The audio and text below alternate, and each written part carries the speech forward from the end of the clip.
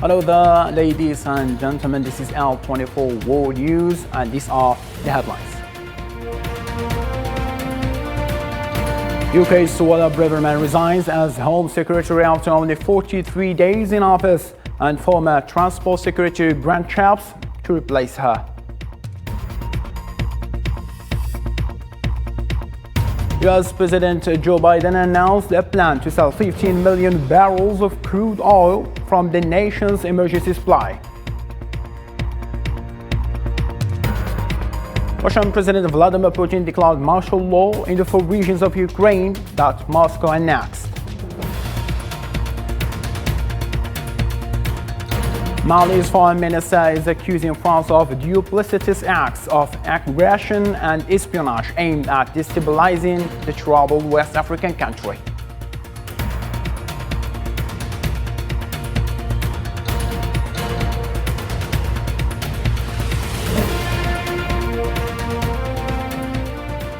Hello again and welcome. I'm your host Abdulrahim Kashur, and those were today's top stories. First, from Algeria, the Algerian President Mr. Abdelmajid Tebboune received a phone call from his Turkish counterpart Recep Tayyip Erdogan on Wednesday, and spoke on the occasion of their excellent bilateral relations. The occasion was also a chance for President Erdogan, who greeted the efforts of President Tebboune for having managed to unite the Palestinian factions, and also the good faith and will of President Tebboune, who wishes to unify the Arab ranks on the occasion of the Arab League summit next November.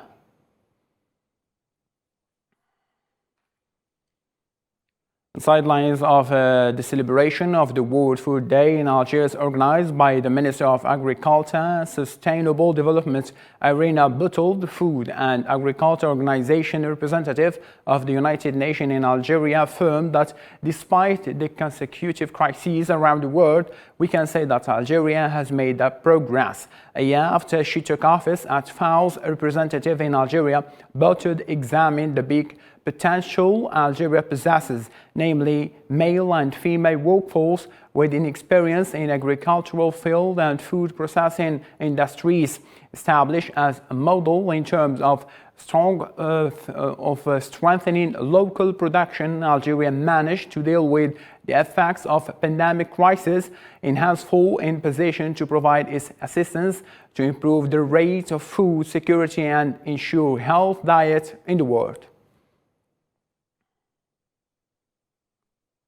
President of the European Coordination for Support and Solidarity with the Sahrawi People, Pierre Galland, has advocated in Algiers for extension of the mandate of MINURSO that expires on the 31st of this month, and for providing this UN mission with mechanism supervision of human rights of the Sahrawi people, denouncing the support and complicity of some Western powers to the Moroccan colonization of the Western Sahara.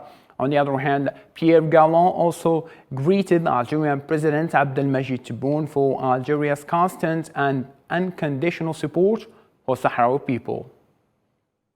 All from a diplomatic perspective, Sahrawi Arab Democratic Republic is a member of the African Union, a full member of the African Union. And as such, the Sahrawi Arab Democratic Republic needed to enjoy all the rights as contained in the Constitutive Act of the African Union, including the right to territorial integrity and sovereignty. South Africa has strong political and diplomatic relations with the Sahrawi Arab Democratic Republic. Even as we speak, President Brahim Ghali is in South Africa on official state visit. That demonstrated the strength and the depth of our bilateral relations. We support the people and the government of the Sahrawi Arab Democratic Republic because we, as South Africa, we know the pain of being oppressed. We know the pain of colonialism. And we, as South Africa, achieve our independence as a result of international solidarity support, including the support from the people and the government of the Sahrawi Arab Democratic Republic. It is for this reason that as South Africa, we will say that we will continue to be on the side of the Sahrawi people until they achieve territorial integrity and sovereignty. A delegation of representatives of the Sahrawi people was received in the Colombian Congress. The meeting between the two sides was crowned by the establishment of parliamentary friendship group between the two countries, Colombia and the Republic of Western Sahara. This comes following a remarkable participation of Latino American countries, mainly Colombia, in the Sahara Festival recently held in Algeria. The participation of Chiminidagua is due to the fact that art, theater, culture link those ties of solidarity and friendship that all Latin American countries have with Western Sahara and with its people that struggles for its freedom and for its independence, and to be decolonized. And that's what we want with this popular theater that we have been doing for more than 36 years. The Council of Ministers in Morocco approved the budget bill for the next year. This comes at a time when the Moroccan economy is facing the repercussion of the war in Ukraine, internal social challenges, as well as an expansion of protests condemning the fading of purchasing power.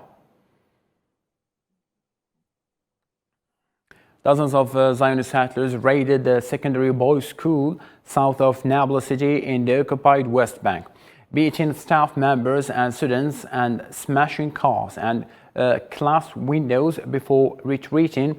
School principal said that a sense of safety and security he tried to ensure for his 350 students was shattered in wake of violent attack, during which one of the settlers pulled out a gun and pointed it at the teachers and the students. Coming back to the African continent, the Malian government claims to have evidence of French military support for terrorists. In this address to the United Nations, Malian Foreign Minister accused France of espionage, intelligence, supply of arms and ammunition to terrorists. Hussein Burkan. The meeting of the UN Security Council turned into a diplomatic clash on Tuesday, after Bamako launched numerous accusations at the UN over the Secretary General's report for the June-September period. Abdoulaye Diop renewed the accusations against Paris, saying that they possess concrete evidence of acts of duplicity, espionage, and destabilization of the state. This is why the government renews its request to have a specific meeting of the Security Council, which will give it the opportunity to present concrete evidence of acts of duplicity, espionage, and destabilization by France against Mali.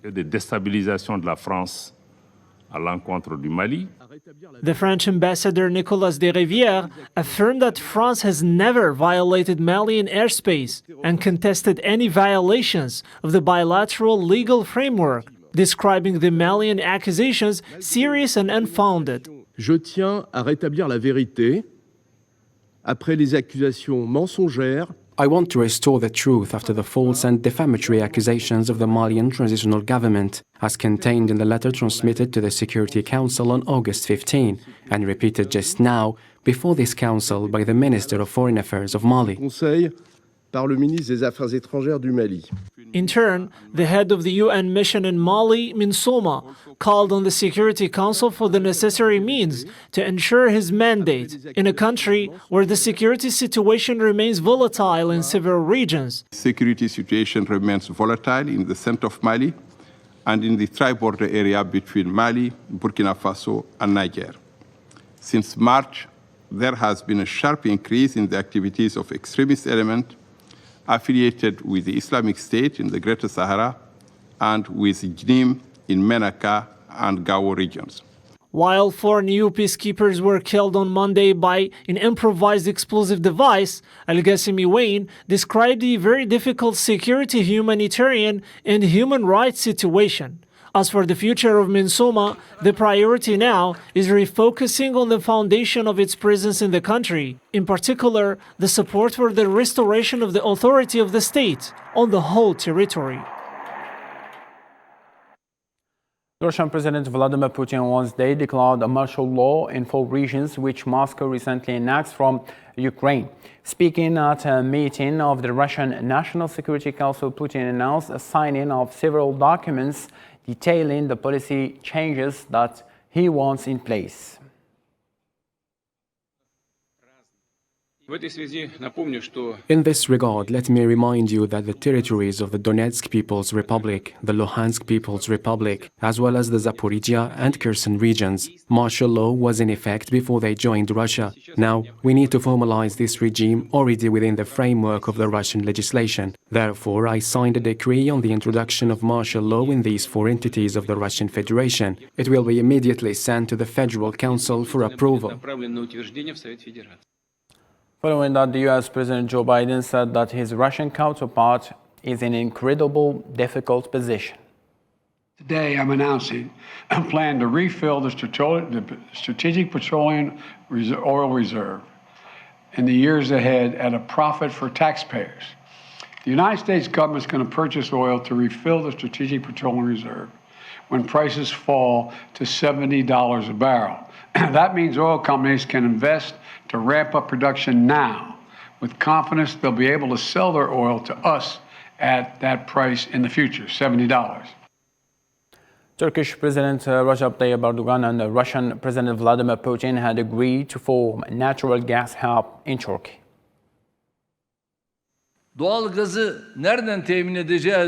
European countries are currently searching to find out where to get natural gas supplies. Thank God, Turkey doesn't have such a problem. Hopefully, we will soon become a hub for natural gas. We agreed on this issue in our last meeting with Mr. Vladimir Putin. We will establish a hub here with Turkish gas coming from Russia, and we will be able to supply natural gas to Europe from Turkey, as he announced to the world in his words last time.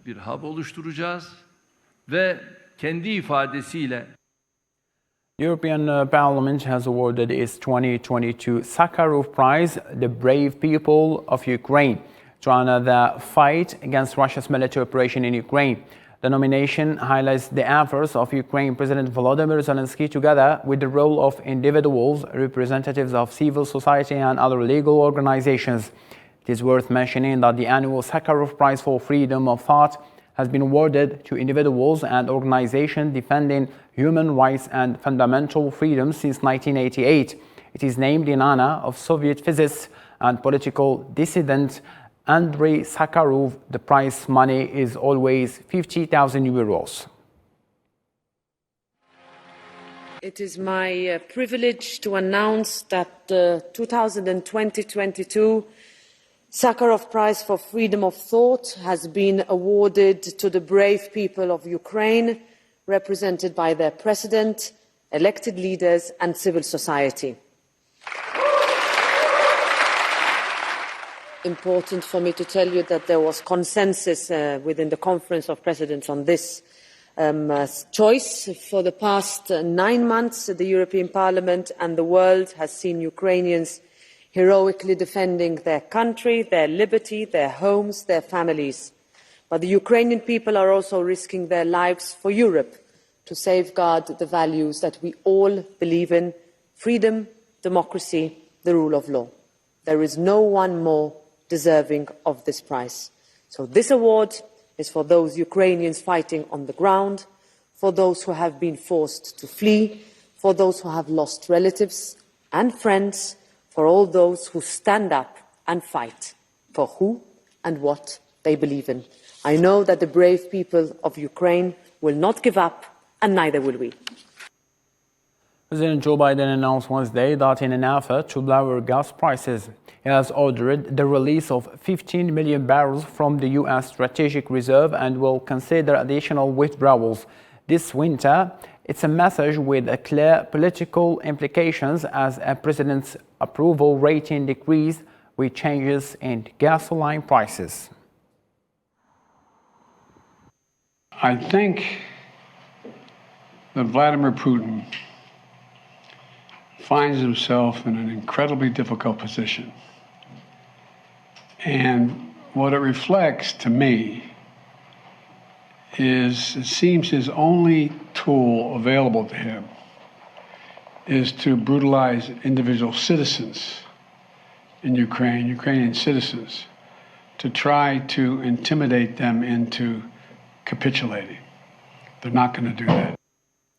Speaking ahead of an EU summit to be held in Brussels today, Thursday and Friday, European Commission President von der Leyen said that the EU needed to tackle citizens' concerns about their energy bills. She added that the scheme used in Spain and Portugal to cap the prices of gas used to generate electricity is worth considering for implementation across the European Union. But gas also drives electricity prices up. And here the Iberian model comes into play. It really merits to be considered at EU level. There are still questions to be answered, but I want to leave no stone unturned. So let's face that, let's look at that, and let's work at that. In this story, European Union leaders will discuss several alternatives for gas price limitation at the end of this week's meeting, which is tomorrow. The questioning of how and when and whether to cap gas prices in this report. European Union leaders meeting at the end of this week will explore a range of options for gas price caps, over which they have been divided for weeks. As Europe enters a winter of limited Russian gas, crisis in the cost of living, and perhaps even a recession, the 27 member states of the EU have been at odds for weeks over whether and how to impose a cap on gas prices. We want to speed up the joint purchases and to use the purchasing power of the whole European or if you want, EU economy in order to get security in supplies for the next winter, which might be even more critical than this one. So the Commission was asked to speed up the works, and there is a clarity that, we will purchase the gas for the next winter together through the joint purchase platform. As a result of Russia's invasion of Ukraine and the sanctions imposed by the West on it, gas prices have skyrocketed, leading the majority of EU nations to call for a cap on gas prices, though they disagree on how it should be structured. Energy prices are skyrocketing, but if you look over the last 7 months, you can see that Russia has deliberately and systematically cut the gas supply to the European Union. But we've been able to compensate. We've filled our storages by 90%. Germany, Europe's largest gas market, is one of the nations that continues to be opposed. They contend that price caps could increase gas demand or make it difficult for countries to secure supplies from international markets. Germany and France have agreed not to fuel inflation by strengthening demand and that governments must not counteract the moves of central banks. German Economy Minister Robert Habeck said on Wednesday in a meeting with French Economy and Finance Minister that Europe must offer a strong answer to the United States Inflation Reduction Act. We also agree on the necessity of reducing our consumption of energy. But there is clearly a need to move faster and to move further. And we will continue to explore together, both France and Germany, additional measures to move faster and to move further on this energy question. And we can't go in a trade war in times like this. We are partners even across the Atlantic. So from the European, from the Franco-German side, this is not only a good development. So we are in good talks with our American partners, but this needs definitely a strong answer, a strong European reply. In France, tens of thousands of French workers took to the streets Tuesday across the country, striking for pay hikes that keep up with rising inflation. The industrial action came after weeks of walkouts that have hobbled French oil refineries and sparked gasoline shortages around the country. In Spain, retirees took to the streets demanding higher incomes and better salaries in the face of high inflation. Thousands protested in Prague twice last month also, partly about high energy prices. Airline workers have gone on strike in Germany also and Sweden to demand higher pay, and in UK, everyone from nurses to rail employees has walked off the job to demand their wages keep pace with inflation. The government of French President Emmanuel Macron on Wednesday said it would push the 2023 budget bill through the lower house of parliament, using special constitutional powers to override the need for a parliamentary vote. The government triggered Article 49.3 of the Constitution, which allows it to pass a draft law by decree, effectively bypassing lawmakers.